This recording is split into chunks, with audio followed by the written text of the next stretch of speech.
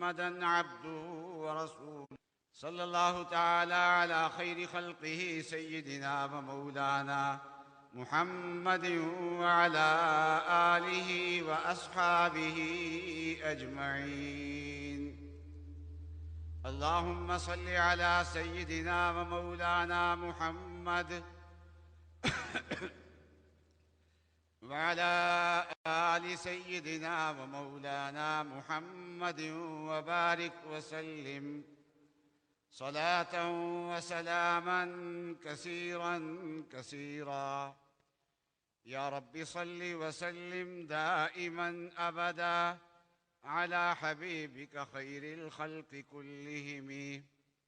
أما بعد، فأعوذ بالله من الشيطان الرجيم. بسم الله الرحمن الرحيم. واصبر وما صبرك إلا بالله ولا تحزن عليهم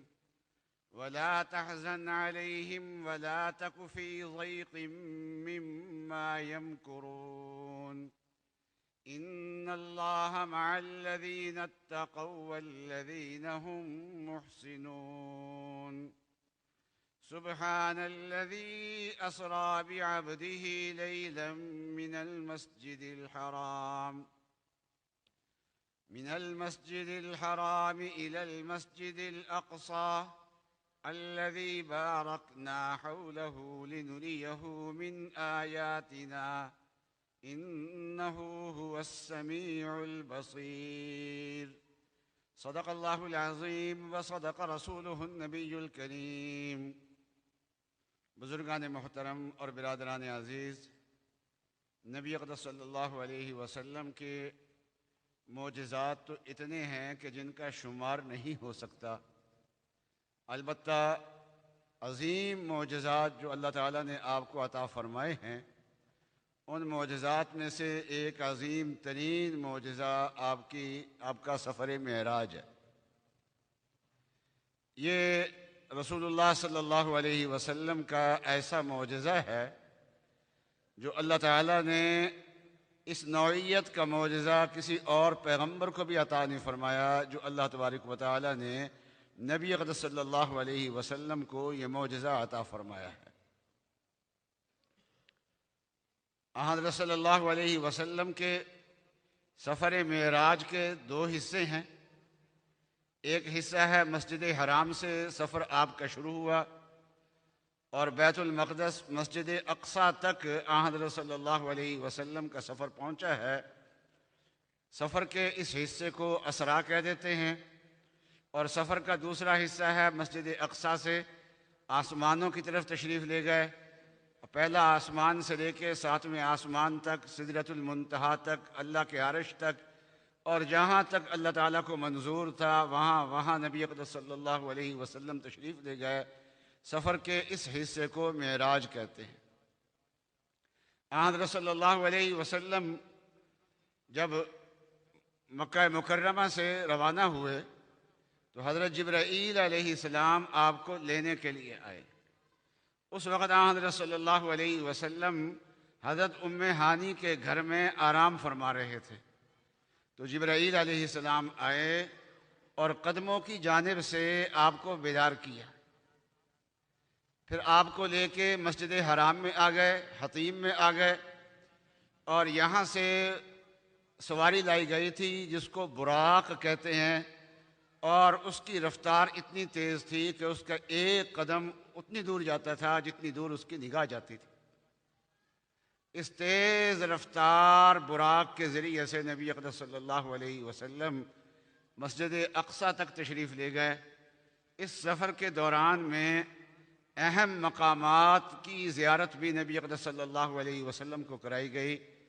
حضرت عیسیٰ علیہ السلام کی جائے پیدائش حضرت صلی اللہ علیہ وسلم کو دکھائی گئی، اور حضرت صلی اللہ علیہ وسلم حضرت موسیٰ علیہ السلام کی قبر کے پاس سے بھی گزرے، اور حضرت صلی اللہ علیہ وسلم نے فرمایا کہ میں نے موسیٰ علیہ السلام کو دیکھا کہ وہ قبر میں کھڑے ہوئے نماز پڑھ رہے تھے۔ اور جب بیت المقدس حضرت صلی اللہ علیہ وسلم پہنچے ہیں تو تمام انبیاء علیہم السلام نے آپ کا استقبال کیا ہے۔ اللہ تبارک و تعالیٰ بہت اعزازات کے ساتھ لے کے گئے ہیں اور آپ کے بڑے استقبال ہوئے ہیں۔ ایک استقبال نہیں، بہت سارے استقبال ہوئے ہیں اور بہت زیادہ پروٹوکول حضرت صلی اللہ علیہ وسلم کو دیا گیا ہے۔ تمام انبیاء علیہم السلام وہاں پر مجتمع تھے اور اذان ہوئی، اقامت ہوئی، صفیں درست ہوئیں۔ اب نماز کون پڑھائے گا؟ تو جبرائیل علیہ السلام نے نبی اقدس صلی اللہ علیہ وسلم کو آگے کیا کہ ایسے موقع پہ امامت آپ ہی کر سکتے ہیں، تو اللہ تبارک و تعالی نے آپ کو امام الانبیاء ہونے کا شرف عطا فرمایا۔ حق تعالی شانہ نے جب انسان ابھی دنیا میں نہیں آنے شروع ہوئے تھے، عالم ارواح میں تھے، اس وقت اللہ تعالیٰ نے 2 عہد لیے تھے۔ ایک عہد سارے انسانوں سے لیا تھا اور ایک عہد پیغمبروں سے لیا تھا۔ سارے انسانوں سے جو اللہ تبارک و تعالیٰ نے عہد لیا تھا وہ یہ تھا کہ الست بربکم، کیا میں تمہارا رب نہیں ہوں؟ تو یہ مختصر سا سوال تھا اللہ تبارک و تعالیٰ کا، اور سارے انسانوں نے مشترکہ ایک ہی جواب دیا کہ بلا، کیوں نہیں؟ یعنی مطلب یہ ہے کہ ہم آپ کو اپنا رب تسلیم کرتے ہیں، مانتے ہیں۔ یہ عہد تو اللہ تبارک و تعالی نے سارے انسانوں سے لیا تھا اور اپنی ربوبیت کا لیا تھا، اپنے معبود ہونے کا لیا تھا، اپنی وحدانیت کا اللہ تبارک و تعالی نے عہد لیا تھا۔ اور دوسرا عہد اللہ تبارک و تعالی نے نبی اقدس انبیاء علیہم السلام سے لیا تھا۔ وہ عہد اللہ تعالیٰ نے بڑی تفصیل سے لیا اور اس کا تذکرہ بھی اللہ تعالیٰ نے قرآن پاک میں بڑی تفصیل سے کیا ہے۔ فرمایا وَإِذْ أَخَذَ اللَّهُ مِيثَاقَ النَّبِيِّينَ، اس وقت کو یاد کرو جب اللہ تبارک و تعالیٰ نے نبیوں سے عہد لیا۔ کیا عہد لیا؟ لَمَا آتَيْتُكُم مِّن كِتَابٍ وَحِكْمَةٍ، میں تمہیں کتاب بھی دوں گا اور حکمت بھی دوں گا۔ کتاب اللہ تبارک و تعالیٰ نے پیغمبروں کو دی، بعض پیغمبروں کو اللہ نے کتابیں دیں، بعض پہ صحیفے نازل ہوئے، بعض پیغمبروں نے پچھلے پیغمبروں کی کتابوں کو آگے عمل کیا اور کرایا۔ اس طریقے سے بہت سارے پیغمبروں کو اللہ تبارک و تعالیٰ نے کتابیں عطا فرمائی ہیں، اور کتاب کے ساتھ ساتھ علم و حکمت بھی حق تعالی شانہ نے پیغمبروں کو عطا فرمایا۔ لما آتیتکم من کتاب و حکمہ ثم جاءکم رسول، جب میں تمہیں کتاب و حکمت دوں گا اس کے بعد ایک رسول آئیں گے، مصدق لما معاکم، جو علم تمہارے پاس ہے اس علم کی تصدیق کریں گے۔ تو نبی اقدس صلی اللہ علیہ وسلم تمام انبیاء علیہ السلام کے علوم کی تصدیق کرنے والے ہیں، اور کسی کے علم کی اور کسی کی بات کی تصدیق وہی کیا کرتا ہے جس کے پاس علم اس سے زیادہ ہو۔ تو نبی اقدس صلی اللہ علیہ وسلم تمام انبیاء علیہ السلام کی علوم کی تصدیق کرنے والے ہیں، مصدق ہیں۔ تو مطلب یہ ہے کہ رسول اللہ صلی اللہ علیہ وسلم کو وہ تمام علوم آتے تھے جو علوم اللہ تبارک و تعالی نے آدم علیہ السلام سے لے کے عیسیٰ علیہ السلام تک تمام پیغمبروں کو عطا فرمائے تھے، وہ تمام علوم آتے تھے، اور اس سے زائد علوم بھی حضرت صلی اللہ علیہ وسلم کو آتے تھے۔ اس سے حضرت صلی اللہ علیہ وسلم کے علم کا اندازہ لگا لیجئے کہ اللہ تعالیٰ نے آپ کو کتنا علم عطا فرمایا تھا۔ بس یہ کہہ سکتے ہیں کہ بعد از خدا بزرگ توئی قصہ مختصر، اللہ تبارک و تعالیٰ کے علم کے بعد اگر کسی کا علم ہو سکتا ہے تو وہ سرکار دو عالم صلی اللہ علیہ وسلم کا علم ہو سکتا ہے۔ فرمایا کہ تمہارے پاس رسول آئیں گے جو مصدق لما معکم، تمہارے پاس جو علم ہے اس کی تصدیق کریں گے۔ لَتُؤْمِنُنَّ بِهِ، تم نے ان پہ ایمان لانا ہے۔ تو پیغمبر آئیں گے نا تو تمہاری ذمہ داریاں 2 ہیں۔ لَتُؤْمِنُنَّ بِهِ، تم نے ان پہ ایمان لانا ہے، وَلَتَنْصُرُنَّ، اور تم نے ان کی نصرت کرنی ہے، ان کی مدد کرنی ہے۔ اچھا، یہ اللہ تبارک و تعالیٰ نے پیغمبروں کو کہا، کہنے کے بعد اس پہ اکتفا نہیں کیا. پیغمبروں کو تو کہنا ہی کافی اللہ تعالیٰ کا، کوئی جواب کی ضرورت ہی نہیں ہے. پیغمبر تو اللہ تبارک و تعالیٰ کی بات مانا کرتے ہیں، وہ معصوم ہیں، وہ اللہ کے حکم کی خلاف ورزی نہیں کیا کرتے، اللہ کی نافرمانی نہیں کیا کرتے، اللہ کے حکم کو مانا کرتے ہیں. لیکن یہ عہد اتنا زیادہ اہم اللہ تعالیٰ نے سمجھا کہ فرمایا، پیغمبروں سے کہا اقررتم، کیا تم نے اقرار کیا؟ تو سارے پیغمبروں نے جواب دیا کہ اقررنا، ہم نے اقرار کیا. اب پیغمبروں نے سب نے اقرار کر لیا کہ ہم آپ کے نبی آخر الزمان کا زمانہ اگر ہم پائیں گے تو ہم ان پہ ایمان بھی لائیں گے اور ان کی نصرت بھی کریں گے. اس کا اقرار کر لیا.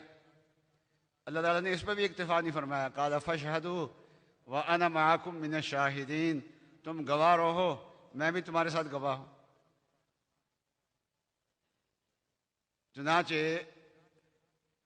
معراج کی رات تمام انبیاء علیہم السلام نے نبی اقدس صلی اللہ علیہ وسلم کو پایا، اور پہلے سے وعدہ تھا کہ ان پہ ایمان لانا ہے، تو آپ پہ ایمان بھی لائے سارے، اور آپ کے پیچھے نماز پڑھی. تو نماز جو ہوتی ہے وہ اسی وقت ہوتی ہے نا جب ایمان ہو. اگر ہم امام کو مومن ہی نہ سمجھیں،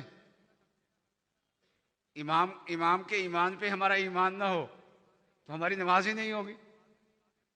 تو پیغمبر صرف ایمان نہیں لائے، بلکہ رسول اللہ صلی اللہ علیہ وسلم کی شریعت پہ عمل بھی اس رات کیا انہوں نے.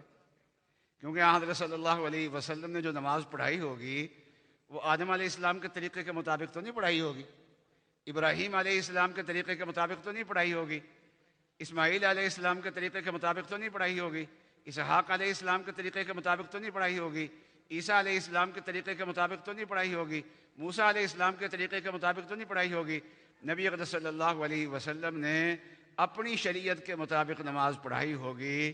تو اس دن جو پیغمبروں نے نماز پڑھی ہے وہ نبی اقدس صلی اللہ علیہ وسلم کی شریعت پہ عمل کیا. صرف آپ کی اقتداء نہیں کی بلکہ آپ کی شریعت پہ عمل کیا ہے. بلکہ حدیث میں آتا ہے انما جعل الامام لیؤتم بہ، کہ امام کو امام اس لیے بنایا جاتا ہے تاکہ اس کا اتباع کیا جائے. تو نبی اقدس صلی اللہ علیہ وسلم کا تمام پیغمبروں نے اتباع کیا، ایمان بھی لائے، نصرت بھی ہو گئی. ہم تبلیغی جماعت کی نصرت کرنے کے لیے جاتے ہیں نا، تو وہاں پیغمبر نبی اقدس صلی اللہ علیہ وسلم کی نصرت کے لیے آئے ہوئے تھے، ایمان بھی لائے اور نبی اقدس صلی اللہ علیہ وسلم کی نصرت بھی کی. اور انبیاء علیہ السلام سے ملاقاتیں بھی ہوئیں، بات چیت بھی ہوئی. یہاں سے حضرت صلی اللہ علیہ وسلم کا اگلا سفر شروع ہوتا ہے. اب یہاں سے ایک زینہ لایا گیا جس کے ذریعے سے نبی اقدس صلی اللہ علیہ وسلم آسمان کا سفر فرمایا. پہلے آسمان پہ جب حضرت صلی اللہ علیہ وسلم تشریف لے گئے تو جبرائیل علیہ السلام نے دستک دی، دروازہ کھولا جائے آسمان کا.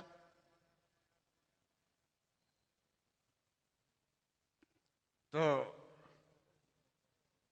پوچھا گیا کون؟ کہ جبرائیل. آپ کے ساتھ کون ہے؟ محمد صلی اللہ علیہ وسلم. کیا ان کو دعوت دی گئی؟ کہ جی دعوت دی گئی ہے. دروازہ کھولا گیا تو حضرت صلی اللہ علیہ وسلم کا اعزاز یہ تھا کہ ساتوں آسمانوں پہ حضرت صلی اللہ علیہ وسلم تشریف لے گئے، اور ہر آسمان پہ حضرت صلی اللہ علیہ وسلم کا استقبال کرنے کے لیے کوئی نہ کوئی پیغمبر موجود تھے. تو پہلے آسمان پہ استقبال جو ہے وہ حضرت آدم علیہ السلام نے حضرت صلی اللہ علیہ وسلم کا استقبال کیا اور کہا مرحبا بالنبی الصالح والابن الصالح، کہ صالح بیٹا اور صالح پیغمبر، ان کو مرحبا ہو، خوش آمدید کہا انہوں نے. یہاں سے حضرت صلی اللہ علیہ وسلم تشریف لے گئے. تو دوسرے آسمان پہ جب پہنچے ہیں تو وہاں عیسیٰ علیہ السلام نے آپ کا استقبال کیا. عیسیٰ علیہ السلام واحد پیغمبر ہیں جو جسم کے ساتھ آسمان پہ موجود ہے، اور انہوں نے کہا مرحبا بالنبی الصالح والاخ الصالح، کہ اچھے بھائی اور اچھے پیغمبر، پیغمبر صالح بھائی، ان کو مرحبا ہو، خوش آمدید ہو، اہلا و سہلا و مرحبا. یہ عیسیٰ علیہ السلام نے مرحبا آپ کو کہا. اور تیسرے آسمان پہ گئے تو وہاں یوسف علیہ السلام نے آپ کو مرحبا کہا اور آپ کا استقبال کیا، اور چوتھے آسمان پہ جب گئے تو حضرت ادریس علیہ السلام نے آپ کا استقبال کیا اور آپ کو مرحبا کہا، اور پانچویں آسمان پہ گئے تو حضرت ہارون علیہ السلام نے آپ کو مرحبا کہا، اور چھٹے آسمان پہ گئے وہاں موسیٰ علیہ السلام نے آپ کو مرحبا کہا، اور ساتویں آسمان پہ گئے تو حضرت ابراہیم علیہ السلام نے آپ کو مرحبا کہا، اور ابراہیم علیہ السلام نے بھی یہ کہا مرحبا بن نبی صالح والابن صالح، کہ صالح بیٹے اور صالح پیغمبر کو مرحبا ہو۔ تو آدم علیہ السلام نے بھی آپ کو بیٹا کہا، ابراہیم علیہ السلام نے بھی آپ کو بیٹا کہا، گو آپ کا مقام بڑا ہے، لیکن باپ کو بیٹے کو بیٹا کہنے کا حق ہوتا ہے، چاہے بیٹے کا مقام جو ہے وہ باپ سے بڑھی جائے۔ تو ابراہیم علیہ السلام نے بھی آپ کو بیٹا کہا، اور آدم علیہ السلام نے بھی آپ کو بیٹا کہا، اور باقی 5 مقامات پہ باقی انبیاء علیہ السلام نے آپ کو نبی اور بھائی کہا۔ تو اس طریقے سے آپ کا استقبال کیا گیا۔ سدرۃ المنتہا تک بھی آن حضرت صلی اللہ علیہ وسلم پہنچے ہیں۔ سدرۃ المنتہا یہ ایک بیری کا درخت ہے۔ قرآن معراج کا تذکرہ ایک تو سورہ بنی اسرائیل ہے، اس کو سورہ اسراء بھی کہہ دیتے ہیں۔ اس کی پہلی آیت میں اللہ تبارک و تعالیٰ نے معراج کا تذکرہ فرمایا ہے، اور دوسرا معراج کا تذکرہ سورہ والنجم میں آتا ہے، اذ یغشی السدرۃ ما یغشی ما زاغ البصر وما طغی لقد رأى من آیات ربہ الکبریٰ، کہ جس وقت سدرۃ المنتہا کو خوبصورت چیزیں ڈھانپ رہی تھیں، جو ڈھانپ رہی تھیں، وہاں عجیب و غریب خوبصورتیاں تھیں۔ اصل میں وہاں اللہ تبارک و تعالیٰ نے فرشتوں کا اجتماع کیا تھا۔ کچھ فرشتے تو زمین پہ ہیں، کچھ فرشتے ایسے ہیں جو آسمان پہ زمین پہ آتے ہیں، جو ڈیوٹی ہے وہ ادا کرتے ہیں، ادا کر کے واپس آسمان پہ چل جاتے ہیں، پھر دوبارہ زمین پہ آتے ہیں، اور ملائکہ کی ایک بڑی تعداد ایسی ہے جو آسمانوں پہ ہی ہے، زمین پہ نہیں ہوتے۔ تو ملائکہ کی یہ تمنا تھی کہ اللہ آپ کے کائنات میں ایک محبوب ہیں، ہم بھی ان کی زیارت کرنا چاہتے ہیں۔ اللہ تعالیٰ نے فرمایا کہ وہ محبوب آسمانوں پہ آ رہے ہیں، لہذا سدرۃ المنتہا پہ اجتماع کرو، اکٹھے ہو جاؤ۔ چنانچہ ملائکہ کا وہاں پر اجتماع ہوا، اور ان ملائکہ نے بھی آپ کی زیارت کی جو ملائکہ زمین پہ آ کے آپ کی زیارت نہیں کر سکتے تھے۔ اللہ تبارک و تعالیٰ نے وہاں پر آپ کی زیارت کرائی۔ پھر حضرت صلی اللہ علیہ وسلم جبرائیل علیہ السلام کے ساتھ تھے۔ ایک مقام ایسا آیا کہ اس مقام پہ جبرائیل علیہ السلام جو ہے وہ رک گئے۔ حضرت صلی اللہ علیہ وسلم نے فرمایا کہ جبرائیل تو میرا ساتھی نہیں، میرے ساتھ نہیں چلے گا۔ فرمایا کہ یا رسول اللہ یہ اس مقام تک میں آ سکتا ہوں، اس سے آگے آپ جا سکتے ہیں، میں اس سے آگے نہیں جا سکتا۔ تو حضرت صلی اللہ علیہ وسلم اس مقام تک پہنچے ہیں جس مقام تک جبرائیل علیہ السلام نے پہنچے، اور اللہ تبارک و تعالیٰ کا قرب حاصل ہوا ہے۔ اس قرب کا تذکرہ سورہ والنجم میں کیا گیا ہے۔ اللہ تعالیٰ کا قرب ہوا، اور بے انتہا اللہ تبارک و تعالیٰ کا قرب ہوا۔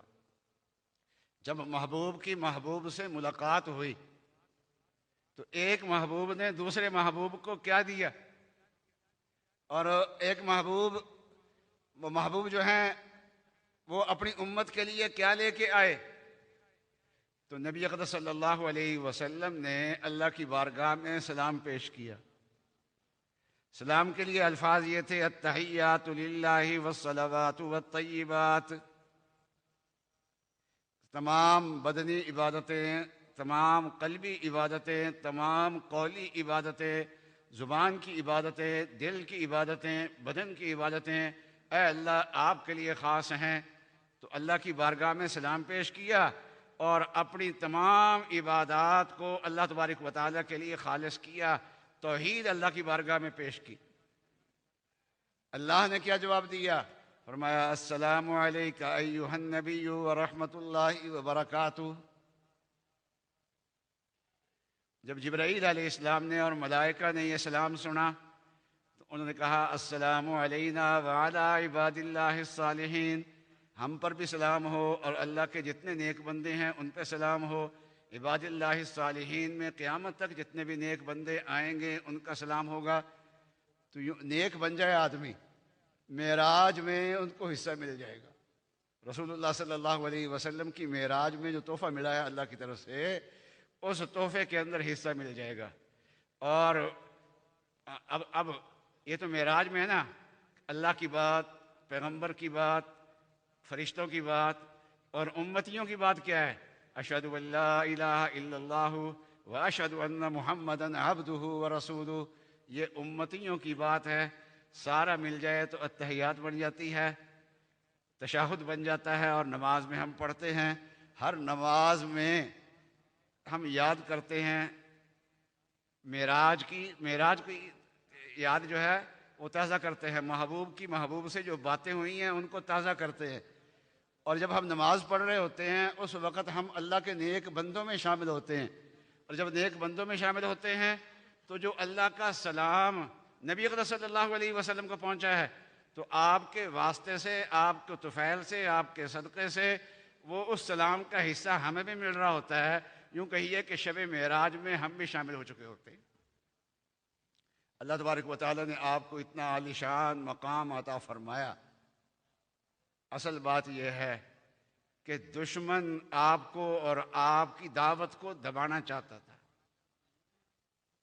اور نبی اقدس صلی اللہ علیہ وسلم جو دعوت دے رہے تھے وہ اپنی طرف تھوڑی دعوت دے رہے تھے، وہ تو اللہ کی طرف دعوت دے رہے تھے، اور اللہ کی وحی کے ذریعے سے دعوت دے رہے تھے۔ اس لیے نبی اقدس صلی اللہ علیہ، جب کوئی آدمی داعی اللہ ہوتا ہے، اللہ کی طرف دعوت دیتا ہے، اس وقت وہ تنہا نہیں ہوتا، اس وقت اللہ کی قوت اس کے پیچھے شامل ہوتی ہے۔ ایک آدمی ہے اپنی طرف سے کوئی اعلان کر رہا ہے، تو اس وقت وہ تنہا ہوتا ہے، اور ایک آدمی وہ ہے جو بادشاہ کے کہنے سے اعلان کر رہا ہے، اس وقت بادشاہ کی ساری قوت اور اس کے اقتدار اور حکومت کی ساری قوت اس کی پشت پہ ہوتی ہے۔ تو نبی اقدس صلی اللہ علیہ وسلم اللہ کی طرف داعی تھے، دعوت دیتے تھے، اور دشمن اس دعوت کو دبانے کی کوشش کرتے تھے، اور دشمن کی تعداد بھی زیادہ تھی، اثر و رسوخ بھی ان کا زیادہ تھا، ہر اعتبار سے وہ تعداد کے اعتبار سے بھی بڑے ہوئے تھے، مال کے اعتبار سے بھی بڑے ہوئے تھے، اور اثر و رسوخ کے اعتبار سے بھی بڑے ہوئے تھے۔ ساری چیزیں ان کے پاس زیادہ تھیں، اور 10 سال سے زیادہ عرصہ، 13 سال حضرت صلی اللہ علیہ وسلم دین کی دعوت دیتے رہے۔ اور یہ معراج کا واقعہ ہجرت سے 1 سال پہلے ہوا ہے، تو یوں کہیے کہ 12 سال ہو چکے تھے دین کی دعوت دیتے دیتے حضرت صلی اللہ علیہ وسلم کو، اور دشمن کی کوششیں ہوتی رہیں دبانے کی، دباتے رہے۔ تو اللہ تبارک و تعالی نے 12 سال کے بعد پھر نبی اقدس صلی اللہ علیہ وسلم کو معراج کرائی، بتا دیا کہ دشمن گھیراؤ کر کے دائیں سے، بائیں سے، آگے سے، پیچھے سے آپ کا راستہ بند کر سکتا ہے، راستہ روک سکتا ہے، روکنے کی کوشش کر سکتا ہے، لیکن رب العالمین کے لیے ایک راستہ اوپر کا راستہ بھی ہے۔ اللہ تبارک و تعالی دشمن جتنا بھی دبائے گا وہ دبانے میں انتہا کر دی انہوں نے، اور اللہ تبارک و تعالی نے اپنے پیغمبر کو اٹھایا اور بلند کیا، اور اتنا بلند کر دیا کہ اس سے آگے بلندی کا کوئی مقام ہے ہی کوئی نہیں۔ اس سے آگے بلندی اللہ تعالیٰ کے لیے ہی ہے اور کسی کے لیے ہے ہی نہیں۔ تو داعی اللہ کو دعوت میں جب ناگوار حالات پیش آئے تو صبر کرنا چاہیے۔ چنانچہ جہاں 15ویں پارے کے شروع میں معراج کا واقعہ ہے، تو 14ویں پارے کے آخر میں صبر کا تذکرہ ہے کہ داعی کو مصیبتوں پہ صبر کرنا چاہیے، اس لیے کہ اس کو بدلہ لینے کی ضرورت نہیں ہے۔ یہ جس کی دعوت دے رہا ہے وہ خود بدلہ لے گا انشاءاللہ، وہ خود دیکھے گا انشاءاللہ۔ اللہ تبارک و تعالی ہمیں صحیح سمجھ عطا فرمائے، اور معراج میں جو اللہ تعالیٰ کی نعمتیں اس امت کے لیے ملی ہیں، اللہ تبارک و تعالیٰ ہمیں ان نعمتوں کے وافر حصہ عطا فرمائے۔ وآخر دعوانا الحمد للہ رب العالمین۔